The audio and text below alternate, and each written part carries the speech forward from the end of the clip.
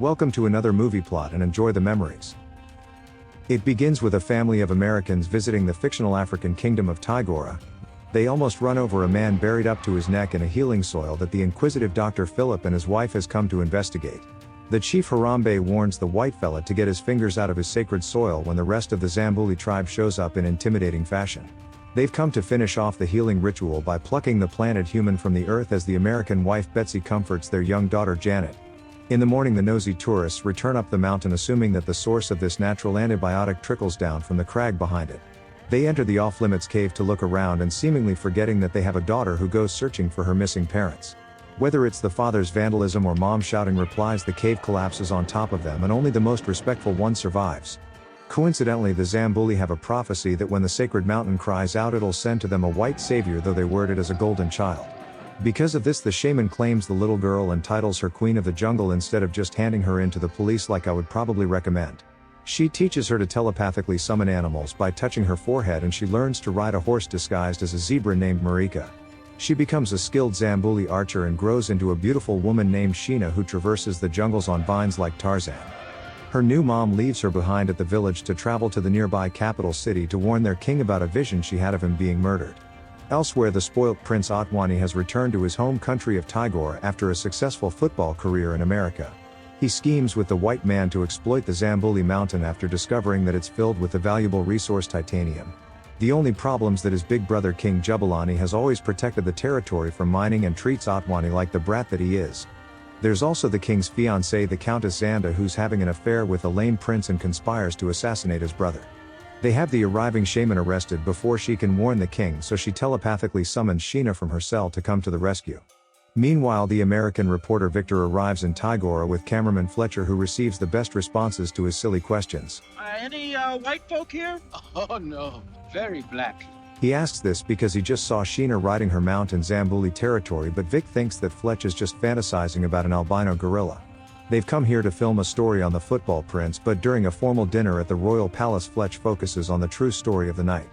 While directing his camera into the bushes, the king gets shot dead with an arrow and his traitorous family pretend to give a crap.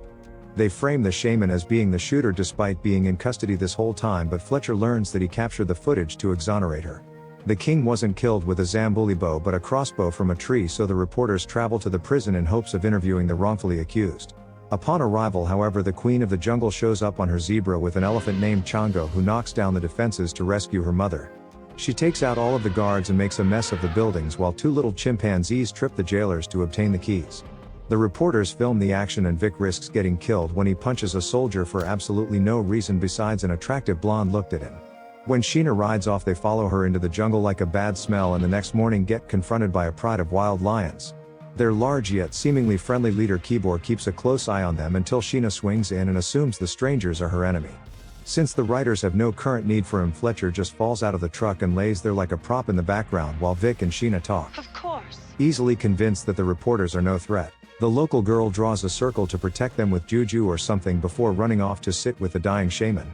Whatever it is, it's effective because it's the only thing keeping a rhino back from skewering some tourists. Her abductor soon dies from the beating she received in jail, and Shovelnose Chango wastes no time in trying to dispose of the body. Elsewhere, Prince What's-His-Name orders Colonel Jorgensen's mercenaries to kill the reporters but wants Sheena captured alive for undisclosed reasons. They tell her about the footage to convict her mother's murderer, but the mercs attack and destroy the video camera, assuming the tape's inside. Fletcher takes the car alone and narrowly avoids being killed with the valiant help of a chimp in order to get back to town and recover the evidence. Staying with Sheena to show her how brave he is, Vic struggles to climb a tree and needs to be hoisted up by her leg. He hides from the soldiers with the woman of his dreams while she protects the helpless mammal from any further harm.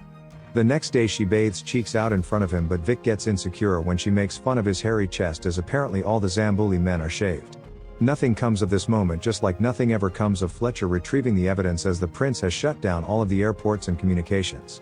He's currently chasing Sheena and Vic towards Zambuli territory, where she tries to outmaneuver them by crossing terrain too difficult for the common white man to traverse. Fortunately, this one has a jeep, so Jorgensen and his army follow them into the Elephant Plains, where Vic thinks that now's a good time to confess his attraction to Sheena. She replies with, "Why did you touch your food eater to mine?" and that she doesn't understand half of what Vic says, but I don't think it's her brain that he's attracted to. It's probably result of this little loincloth that's always flapping in his face, but you can't really blame it when he's always trailing behind. They scale a cliffside and dine on the local street food before Vic introduces her to binoculars which she uses to first turn his head very tiny. She then flips them around and sees the distant convoy before doing her forehead thing to call forth Chongo, who just so happens to be in the vicinity. The elephants ordered to knock down a tree and impede their passage, but it's only a minor inconvenience as the colonel brought along his explosives.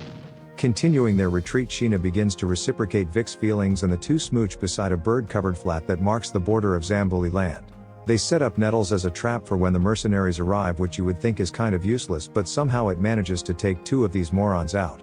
The rest, including Jorgensen, get covered in lacerations, so in a severe case of letting your anger get the better of you, they slaughter the nearest village. Sheena and Vic watch from atop a large rock before descending when the coast is clear and wanting to get immediate revenge. Since they conveniently carry around a truckload of gasoline in the middle of their convoy, Sheena has Vic light the end of her arrow and fires it into a barrel. The truck lights up, but an attack chopper arrives in time to fan out the flames before Otwani tells it to go after the crazy white woman. Evading gunfire between rocks, Sheena and Vic give the helicopter pilot the slip, so he shows no mercy and targets some of the local fauna. The jungle woman head fists orders into Marika's brain to try herd them away, but it's too late and these weird looking things begin to get mowed down. Having introduced her to the concept of surrendering moments earlier, Sheena and Vic emerge from the tree line and get captured by the mercenaries. They take the prisoners back to Otwani, who sure loves him some white women, but Zanda makes the perverted prince keep it in his pants. The only thing that keeps the reporter alive is that Otwani wants the incriminating footage of the king's assassination and hasn't found his partner yet. He makes a deal that in exchange for the film negative, the prince will give Zambuli their independence, so Vic is sent with 2 men to retrieve it. Fortunately, he's transported by 2 of the dumbest soldiers, one who gets defeated by a reporter and the other who leaps out of his own vehicle. The jealous Countess doesn't care that Sheena's life's part of their deal and prepares to throw her from the chopper so that her tribe witness the demise of their savior. Pretending to have a headache so that she can radio in an entire flock of flamingos to swarm the helicopter, they maul the pilot, causing Zanda to somehow fall to her death, and Sheena leaps into the treetops as the chopper crashes into the ground. Still in chains, Sheena descends before the Zambuli and rallies the warriors to go to battle to defend their home from the coming invasion.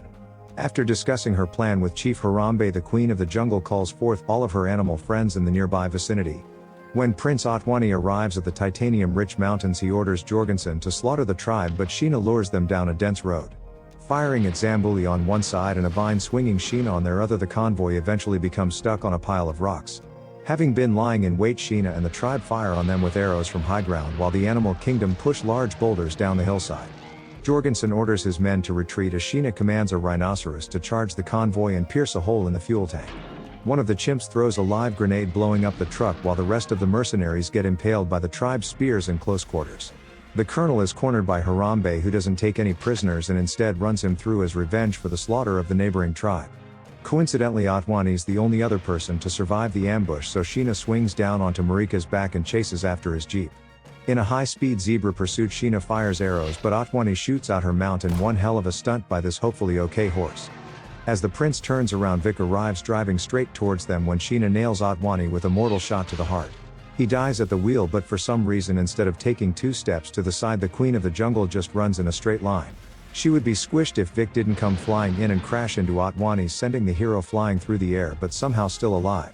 He's badly burned, however, so Sheena carries him back to the village where Fletch and his guide have the same experience as her parents. They almost run over Vic buried up to his neck in the healing soil and witness the same ritual that sees him plucked from the earth like carrots. Now completely recovered, Vic decides to return to America to get the soil analyzed as his duty as a human to find a cure for everything. He refuses to take Sheena with him due to the exploitation that she would receive, and the two declare their love for each other as Vic promises to return.